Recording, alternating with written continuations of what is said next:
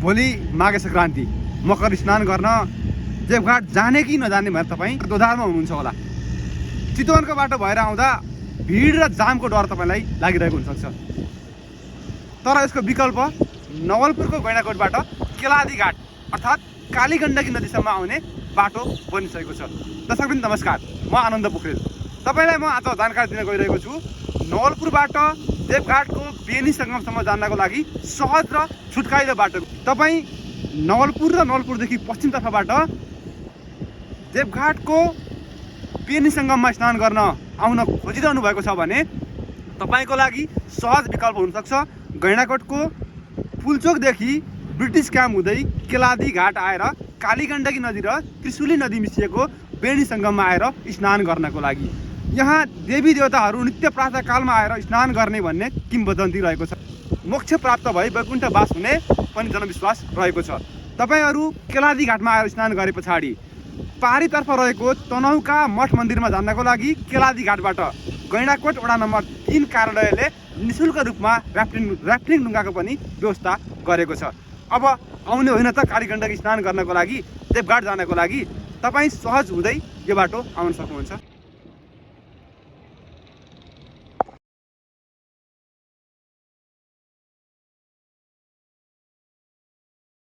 नमस्कार, म शिव तिवारी, गैँडाकोट नगरपालिका वार्ड नम्बर 3 को वडा अध्यक्ष। हामीले विगत 4 वर्षदेखि चाहिँ यो हाम्रो ओजेलमा परेको नवलपुर देवघाट क्षेत्र विकासले गैँडाकोट नवलपुर चितवन र तनुङको रूपमा क्षेत्र विस्तार भएको भए तापनि नवलपुरतिरको क्षेत्र अलिकति ओजेलमा परेको थियो। यो नवलपुरको गैँडाकोट वार्ड नम्बर 3 लाई प्रचार गर्ने उद्देश्यले देवघाट भनेको नवलपुर पनि हो, गैँडाकोटमा पनि पर्छ भन्ने हिसाबले भक्तजनलाई ध्यान आकर्षण गराउन र भक्तजनको सहज यातायात गर्नको लागि विगत 4 वर्षदेखि नै व्यवस्थापन गर्दै आएका छौँ। यो वर्ष पनि हामीहरूले आफ्नो तर्फबाट मेला व्यवस्थापनको लागि आउने भक्तजनहरूको सुरक्षाको लागि ध्यान दिँदै र निःशुल्क ऱ्याफ्टिङ व्यवस्थाको कार्यक्रम ल्याएका छौँ र भक्तजनहरूलाई गैँडाकोट तर्फको सिन्ध्यास चोक हुँदै ब्रिटिस क्याम्पको बाटो किलादी घाट आउने र पाल्पा रामपुरतिर आउने बासिन्दाहरूलाई व्यक्तिहरूलाई चाहिँ भुजेल चोकबाट केलादी घाटसम्म आउनको लागि बाटोहरू स्तरोन्नति गरेका छौँ। तसर्थ आफ्नो क्षेत्रमा रहेको देवघाट क्षेत्रको दर्शन गर्नको लागि सम्पूर्ण नवलपुरवासी गैँडाकोटवासीहरूलाई आग्रह गर्छौँ। अब यसमा अधिकतम भनेको 3-3.5 किलोमिटर छ महेन्द्र राजमार्गदेखि यहाँसम्म आउनको लागि। गत वर्षमा चाहिँ 2 पाङ्ग्रे सहर साधन मात्रै आउन सक्ने अवस्था थियो, किनभने जुग्तीमा हामीसँग झलुङ्गे पुल मात्रै थियो। अहिले पक्की पुल पनि निर्माण सम्पन्न भइसकेको छ। अहिले 4 पाङ्ग्रे गाडीहरू पनि यहाँ आउन सक्छ। बढीमा 15-20 मिनटमा यहाँ आउन सकिन्छ र उता कालीगण्डे कोडोर पाल्पाको बाटो हुँदै आउने मान्छेहरूलाई चाहिँ ढोडाइनीको भुजेल चोक भन्ने ठाउँबाट चाहिँ अब सानो त्यता चाहिँ ठुलो गाडी आउन सक्ने अवस्था छैन। साना 4 पाङ्ग्रे गाडीहरू स्कर्पियोहरू चाहिँ भुजेल चोकबाट चाहिँ आउन सक्ने अवस्था छ। यहाँ गाडीहरू पार्किङ गर्नको लागि व्यवस्था चाहिँ कस्तो छ? गाडी पार्किङको लागि चाहिँ यथेष्ट मात्रामा हामीसँग खाली जमिनहरू छ। आउने जति आए पनि अट्छ। व्यवस्थापनलाई त्यस्तो समस्या छैन।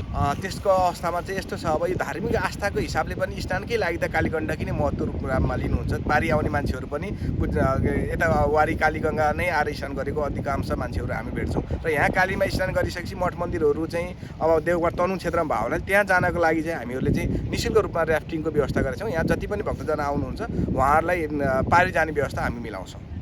अब पब्लिक गाडी पनि रिजर्भमै आउने खालको, अब भाडाका लागि आउने खालकालाई चाहिँ त्यो अहिलेसम्म त्यो सोच छैन। अहिले भर्खर पुल बनिसकेको, नियमित रूपमा यातायात चल्ने ठाउँ त्यो होइन। रिजर्भ गरेर आउने म्याजिकहरू, अब साना ठुला सिटी बसहरूलाई पनि रिजर्भ गरेर आउने बाटोलाई चाहिँ सहज तरिकाले आउन सकिन्छ।